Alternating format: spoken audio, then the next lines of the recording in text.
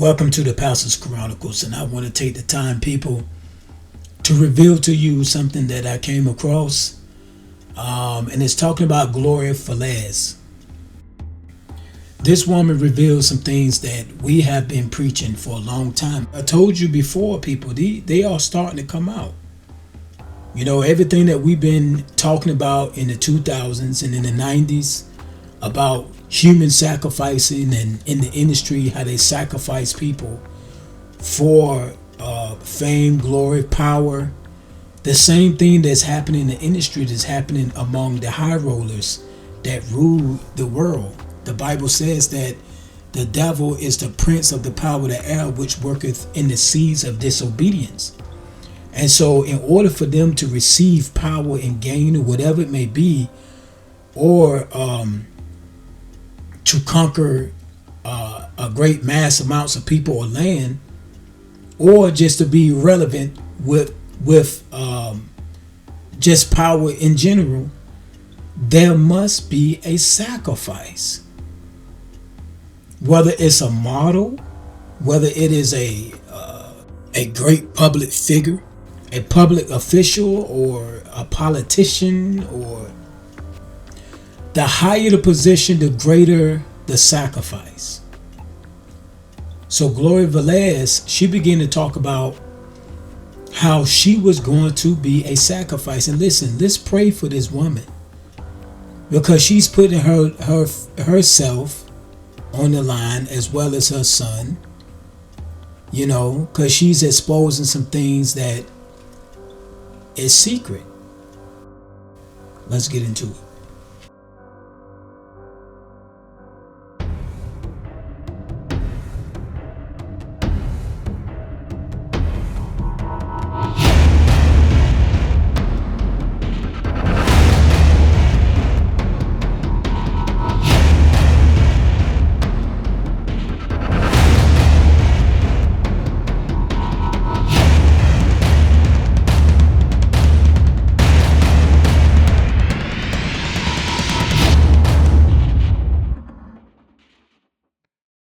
Welcome back to another episode of the Pastor's Chronicles. Before we get started, I would like to invite you to click the link below and join me on Facebook, the Pastor's Chronicles. Also, I would like for you to follow me on Instagram, where you have a lot of updates there. And also join me on my platform, the Pastor's Chronicles. And you know, you can subscribe to that too. And also I want you to subscribe to this YouTube channel. Click the bell so you can get updates and whatnot, so you won't. And you know, I'm dropping right now Tuesdays and Thursdays, and so people, please come back. And I usually drop around 5:45 p.m. Eastern Standard Time. Come through and check me out, because people are not getting notifications. Upon that note, let's get started with the next part of this chronicle. So we're going to start this chronicle off like this. What's going on, world? It's your boy Sensei Rippin'. I'm back again with another video. I hope everyone is doing well this holiday weekend with their families. Yeah, man, I just wanted to get back in the lab and give y'all something, man. Shout out to all the dialogue, because they really the ones who put me on with this. But for those who don't know, here on the screen, model, video vixen Gloria Velez. She used to, you know, be in the industry a lot, man, back in the late 90s, early 2000s. And of course, she had a child with singer-songwriter Aaron Hall, who was part of legendary group Guy. She pretty much, you know, revealed a story that I never heard before. So with this clip that I'm going to show you guys today, listen, man, this is a bombshell, you know what I mean? But again, this is alleged. But if what she's saying is true, you know, this is something that I'm sure many people would love to talk about. Again, this particular video we talking about is industry sacrifices. And again, this one is very important, because she mentions the time that Tupac actually saved her life, saves her from being an industry sacrifice. Now again, I know many people may be on the fence. Industry sacrifice. Come on, man. You off the rocker. Look, I'm a type person. I sit back and I listen to everything. You know what I mean? Because you got to ask so many different questions. At the end of the day, you really don't know the truth. You can't confirm or deny. So the least we can do is sit back, listen to her story, and you be the judge. We've heard so many stories before this one, but I think, coming from a woman who's been around a lot of the heavyweights in the industry, right? Knowing firsthand, she's telling you, she's about to reveal to you exactly what happened. And we're going to come back and follow up with my commentary. So make sure y'all like, share, subscribe. I'm going to drop the link so y'all can subscribe to her channel as well. But let's get the movie going. All right, catch y'all. So the topic, let's just go right into it, is sacrifice. Mm-hmm. And I believe we all made sacrifices in life for our children, for our parents, with our time, with our money. I mean, have you made sacrifices in your life? Of course. I mean, life itself can be a sacrifice. There's like the saying goes, there's different levels to this. And we all, women sacrifice their lives when giving childbirth. We can go on and on and on. But yeah, there's different levels of sacrifice. So we'll just try to touch on all of them if you like. Yes. But today I really want to focus on sacrificing people who sacrifice people for gain, for money, for power, for celebrity status. And I believe that this is a touchy subject for a lot of people because people don't want to acknowledge that this does happen, that people sacrifice people for money and fame. And people are scared to. I think it's time for people to talk about things that, you don't want to talk about, but that's really happening. We have to face it today. Sure. And the reason why I'm bringing up this topic today is because it was told to my son, my oldest, that just turned 25. Happy birthday, Aaron. Yesterday. And that he wasn't supposed to be born. So I know that sounds crazy. Really? He was over a mutual friend of me and his father, Blue Da Vinci's house. He's recording with his son doing music. Yes, my son is musically talented as well. And a gentleman was visiting him, and when Blue introduced my son as Aaron Hall, Gloria Velez's child, the gentleman told my son he wasn't supposed to be born. So this was shock for my son. My son was like, what? Like, what are you talking about? That's not something you say to someone you just met, Right. So he said, call your father, FaceTime your father. I'll confirm the whole story. And my son got on FaceTime with his dad and this gentleman. And they told my son this story, which I never told him ever in his life. So yeah, let's get right into it. Okay. Absolutely. So it's the year 1996. I am dating Aaron Hall. I am 17 years old and pregnant at the time. I know. We're actually in LA, and he was going to sign with Death Row Records. Okay. So he's recording, doing music, he's doing video shoots. And I was, part of it. We were living out in a hotel, because we wasn't, living there. We was just recording, and he was just getting a feel of the whole.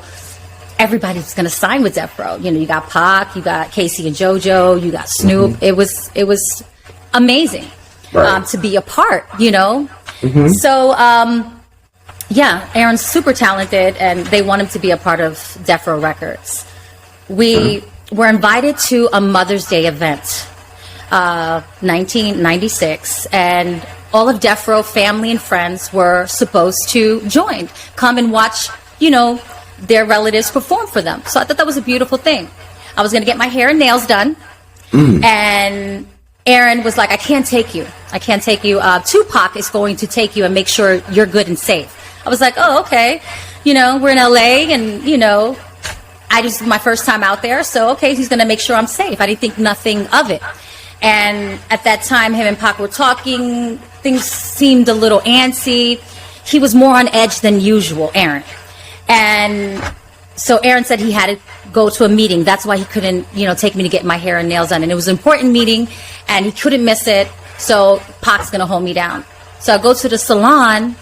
Me and Pac had deep conversations. That was the first time I've ever been alone with him and actually one-on-one. I mean, he schooled me on life. He schooled me on becoming a mom. He schooled me on just so many things that I would never forget our conversation, ever forget our conversation about this industry.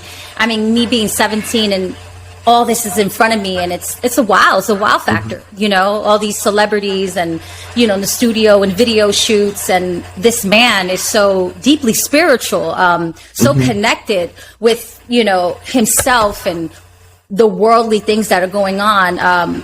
He just knew so much, and I'm grateful that I got that opportunity to have with him. And then we met up with Aaron after I got my nails and, you know, hair done. We went to the hotel, and Aaron's extra, you know, stress and pacing back and forth, and him and Pac start talking. So he's extra mean, extra just everything. And I felt like there was something going on. It's more than just business. So to let you know, allegedly, when he was, you know, going to this meeting, he was kind of pleading for my life, you know. Some of these people, to be down with the cause, you got to sacrifice people, which is insane to me.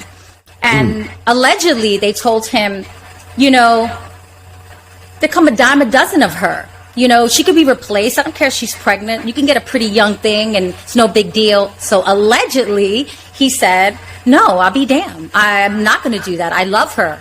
You know, I'll die for her. So they went back and forth, and allegedly, it was said, it's going to happen if you like it or not. So he buys me a white dress to go to the event, right? And the day of the event now, we're getting dressed, and he's extra antsy and very mean to me. I mean, he was mean, but he was mean. And everybody knows he was, you know, violent, verbally, physically, emotionally. But you got to understand, I was 17, naive, young, you know, so I loved him. You know, when you love someone, you make excuses for people, you know. You know, he treats you so well one minute, and the next minute he could be so ugly, and then you hold on to the goodness in them, you know. So that's what I did throughout the violence in our relationship. So the day of, we're getting dressed, and we're leaving the hotel, and we waiting outside in front for our limo, and Casey and JoJo was standing outside waiting for their limo as well. And Aaron was just grabbing me and just being aggressive, and I hate this dress, and I'm like, you bought it for me, like, what are you, like, you crazy, you know, like, what's going on, like, why are you so, he was so angry. He wanted to argue with me, but I wasn't giving it to him. I was not. There was something eerie in the air for me, that it was just something different.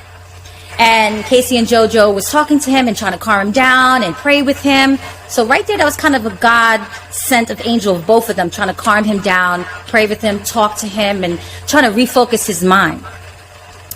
So I say this before we go into the venue. When he was pleading for my life and telling that, you know, he doesn't want nothing happening to me, but he's still taking me to the venue. You know, I went over this over and over in my head. Why would he take me? Why would he put a white dress on me? It's like, you know, dressing the lamb and giving her to the wolves. You know what I'm saying? Like, everybody has different levels of love, or how they should love someone. Obviously, he doesn't know how to love right. But I would never put my loved one in that situation, knowing that you're going into the wolves' den. You know what's going to happen. You know what they want to do. But you should have take me home on a plane, or say, leave me alone. Don't ever talk to me. I play that back over and over again. You know, the ride to I could, like, honestly remember how I felt, the scared young girl, you know, petrified, just emotionally distraught, but so in love with him at the time. Like, literally in love with him. And, you know, I want to give him excuses. You know, that's what a lot of women do when you're abused. We give them excuses after excuses, but, you know, maybe he felt obligated to. You know, he wanted to be famous. He wanted them to be accepted. But you got to have limits and sacrifices, you know, to want to be rich or to want to be famous. You got to have limits. You know, you can't, that limit of sacrificing a person shouldn't be ever. Right. So, we go in the car, we drive to the venue, we pull up, he grabs my hand. You know, the same thing he always says, look at me, don't look at no man. You know, an aggressive person that, you know, super controlling.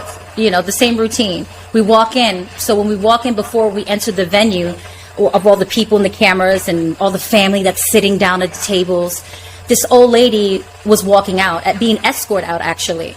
A mature lady. She was like in the 70s or 80s year old. Had an entourage, and she stopped Aaron and I. She grabbed my belly, and I was only 4 months, but super skinny. I wasn't even showing.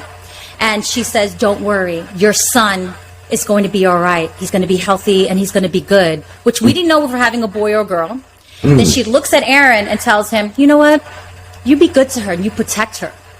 And she prayed on us. That's God. God sent an angel right there, because his whole demeanor changed.